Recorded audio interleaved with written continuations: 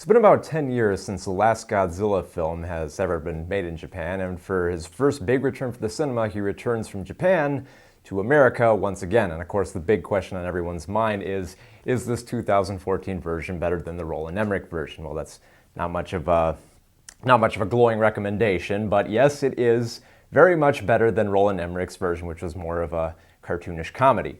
This time around, Godzilla rises from the ground once again to defeat two aliens, well, two creatures that have been living beneath the earth for millions of years called the Mutos. These creatures feed off electricity and shoot out giant EMP waves that can wipe out all electronics, including those in jets, which makes them fall to the earth.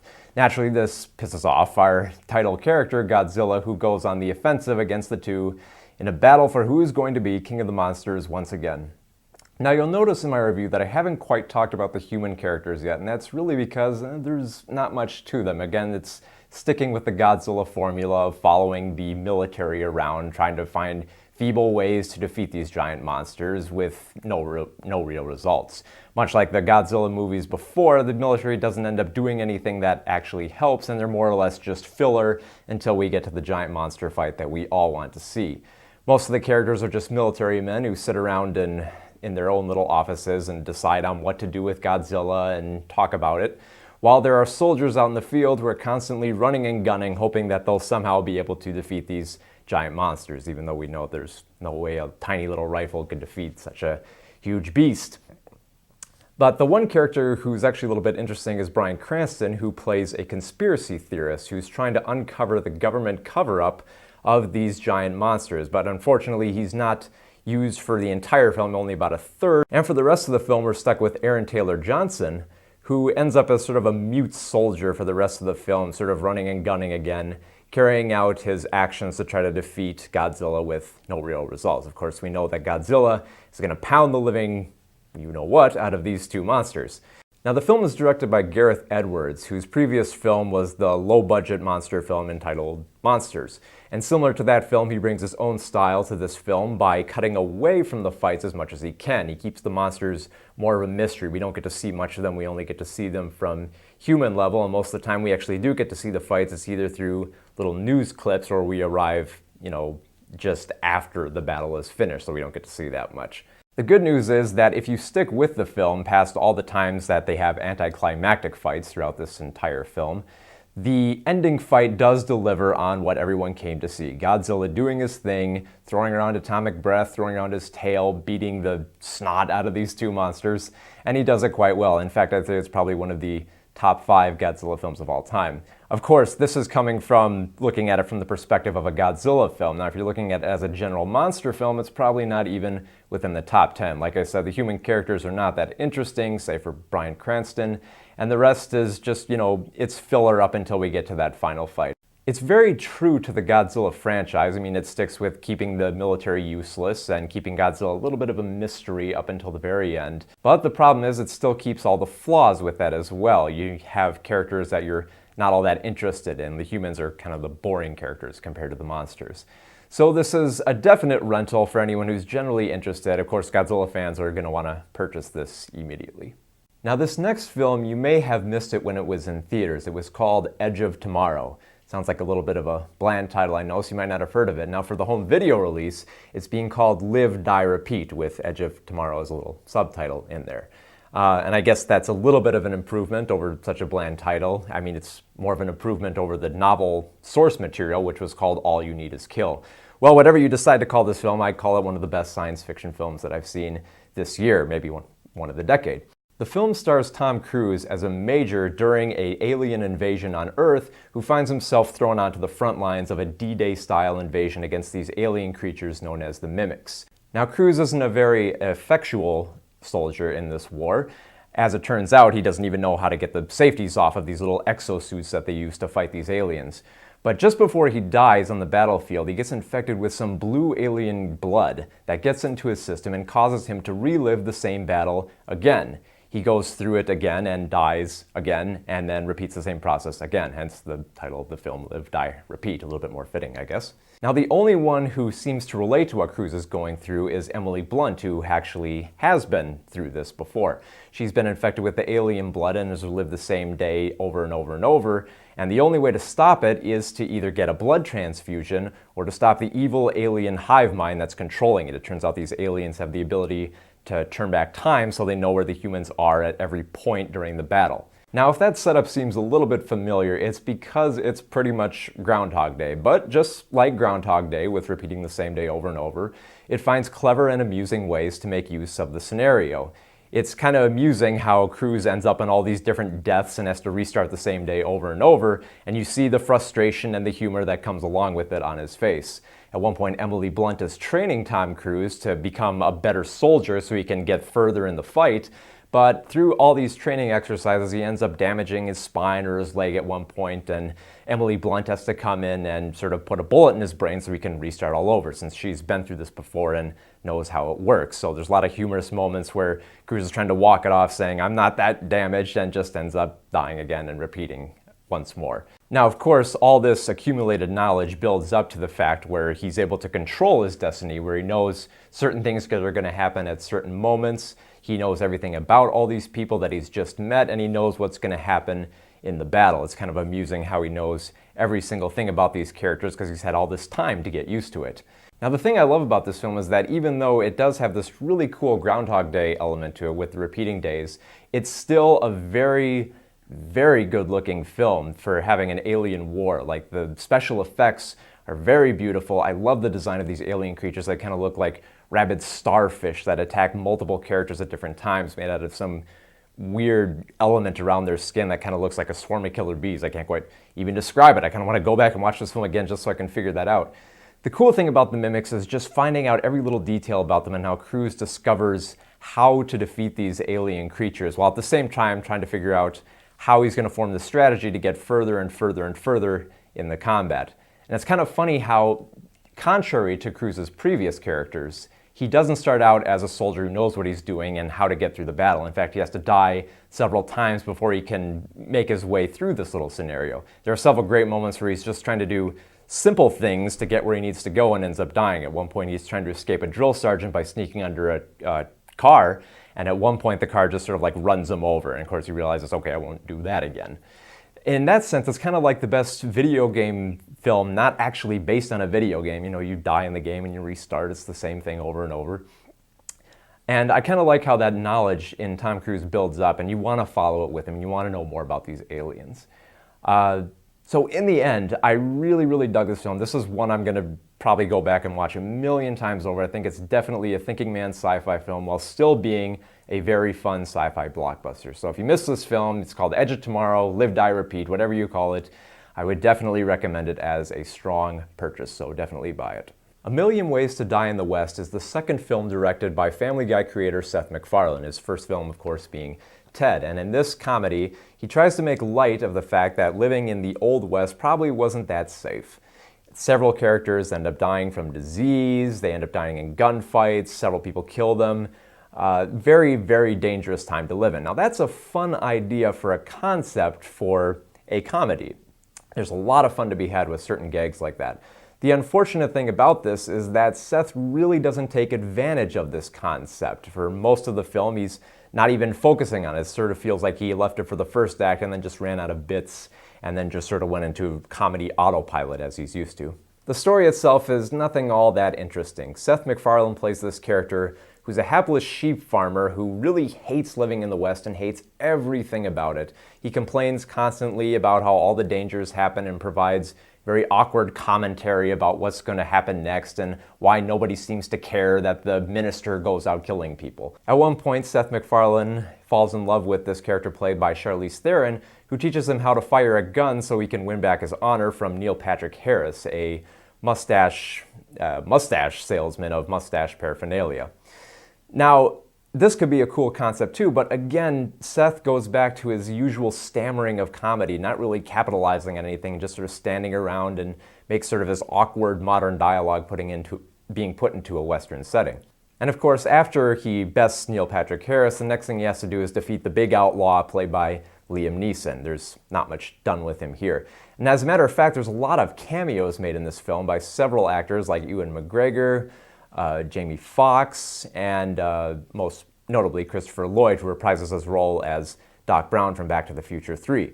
Now, this could have been a great scene with him. Since he's a time traveler, you could have told him all about, how the present's better and everything, but all he really does is show up in the film to deliver his trademark line, and nothing more. Likewise, Jamie Foxx just sort of shows up as Django Unchained and just says one line and then just sort of disappears, and that's pretty much all the comedy he has. And this is the one thing I hate about the film more than anything else, is that it's offensive, not so much because it's offensive for going for the usual potty jokes that, Seth MacFarlane usually goes for, but instead it just doesn't feel the need to try. It doesn't do anything unique with all these lowbrow elements. It just sort of leaves them there, puts them out on screen, and then just sort of awkwardly walks around trying to figure out something to do with it. And the thing is, there's not much to do with it. It would have been much funnier if Seth stuck to his idea with the title, which is to show how crazy it is with all this death going around. But again, we only get to see a little bit of that, and we don't get to capitalize on the comedy. So instead, we're left with Seth MacFarlane's usual tired jokes about potty humor and defecation and genitals and lots of urination and animals doing all kinds of crude things. And that could be funny, except for the fact that he doesn't really do much with it. So for A Million Ways to Die in the West, I imagine that you could do way better than this. I mean, of course, the first film that comes to mind is Blazing Saddles, stuff like Rango. There are so many better Western comedies out there that stuff like this just doesn't even try. So A Million Ways to Die in the West is definitely one you could skip and live a better life. Adam Sandler's new romantic comedy Blended is, well, let me put it this way. The thing about the film that I like the most is that it didn't offend me as much as it did with his last film, That's My Boy. That being said, it's still a very cliche and sitcom idea for a romantic comedy, and it just doesn't quite work. The whole idea is that Sandler and Drew Barrymore are these two single parents who have multiple kids who are somehow able to make a living for them as both a closet designer and working at Dick's Sporting Goods. Now, if that sounds weird enough that they were able to have those jobs and maintain such a large home for these kids, they then go off on a vacation to Africa, if you can believe that. So they end up going on this African vacation where they get into all these silly little mishaps. The whole idea behind the film is that Sandler and Barrymore are single parents who don't really quite like each other, but when they end up going on vacation in Africa, they run into each other and end up spending their entire vacation in the same room. And of course, this leads to all kinds of sitcom-level romantic hijinks, if you will. Now, there's lots of elements at this resort that throw them into all these romantic situations, like they attend a massage class that they didn't sign up for and it ends up getting them a little bit closer. And the kids that they bring with them are just sort of gimmicks. They're only there so that they can learn how to connect with certain things like how to play ball or, how to talk to girls or how to deal with other people in your life. And that's what really all the kids fulfill in the film, just because it has to keep moving it along. Similar to Adam Sandler's other films, he brings in his usual troupe of actors, sort of actors like Terry Crews and Shaq, and most of them just sort of stand around trying to find their best joke that they can. In the case of Terry Crews, he shows up as the singing narrator, which is kind of funny in the fact that everyone can sort of like hear him and react to him, but at the same time, it keeps on going and going and going. The first 2 times it happens, it's a little bit funny. The 5th time it happens, you grow really tired of it. And by the end of the film, it tries to dial back on the comedy and go more for the drama, as it focuses more on the fact that Sandler's previous wife had died and the kids are still trying to deal with it. The unfortunate thing is that there's no real build-up to this, so when it gets to that point, you don't really feel much of anything for these kids or their family. Now, the one thing about this film is that it was filmed in Africa, but it doesn't feel like it really took much advantage of it. In fact, there's a moment where Sandler has CGI monkeys play in a band for him. I'm not quite sure why you would go all the way to Africa just to have CGI animals when there are animals all around there. So while Blended isn't exactly as offensive as Sandler's other films, it leaves me kind of questioning just who this film was made for. I mean, it's a little bit too adult and sexual to be a family film, and it's a little bit too juvenile with the potty jokes and everything to be considered a real adult romantic comedy. The main audience that I think this film is for older teenagers and college kids to go out on date night, but I'd like to believe that these kids are a little bit smarter than that they want something more challenging than just the same level of sitcom humor that they could see on television. I doubt that they want to see that in the theater. So I would definitely recommend that you skip this film. You could do much better for a romantic comedy, definitely. In the quiet drama Night Moves, we see Jesse Eisenberg team up with Peter Sarsgaard and Dakota Fanning as extreme environmentalists who want to blow up a hydroelectric dam. Now, these aren't just a bunch of little college kids who, think they're going to be environmentalists and save the world. These are hardcore environmentalists in the fact that they live on communes and keep very low. They keep very off the grid in this. Now, they go about their plan very secretly by trying to order the materials they need as quietly as they can, and also try to quietly sneak into the area so that they can blow up the dam. There's a certain amount of tension when they get to the dam and they see a car in the distance and then just sort of sit there waiting for the car to go off. And we don't see much of anything except the car lights all the way out there. So in the sense, we're put in there, right in there with the danger. Now, eventually they do blow up the dam. And once they do, they end up taking the life of a camper who is sleeping nearby. Now, of course, they all maintain their covers by not talking to each other and laying low and not really discussing much of anything, but knowing that they actually killed someone in that incident reels in their minds time and time again. For most of the film, we end up following Jesse Eisenberg as he's wandering around a commune doing mental somersaults trying to figure out how to deal with the situation. Is he going to get caught? Is someone else going to get caught? And is someone going to rat him out if they know? It carries a certain amount of quiet tension to it in which we don't see Eisenberg react too much, but we see it in his mind. We see it in his eye. We know that there is something bad going down. The film is directed by Kelly Reichardt, and she brings a lot of emotion and a somber tone to this whole ordeal. She lingers on shots for a while so we can see everything that the characters are seeing and know what they're feeling at that exact moment.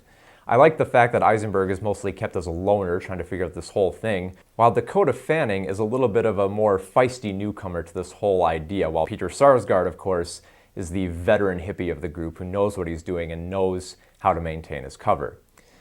Now, the way that this film ends, you see where this is kind of going, where it's kind of they get through this little excursion and then they're trying to cover their tracks. Now, there's only two ways that you could see this playing out. Either they end up killing each other or they end up getting turned in. Now, while I won't quite reveal the ending, it does take a different turn that you don't quite see coming and leaves you with a very strange feeling. A feeling that maybe people get so involved in their causes that they don't quite see what's going on around them or quite see what's happening to themselves. It's a very emotional film. It's kept very quiet, very nice drama.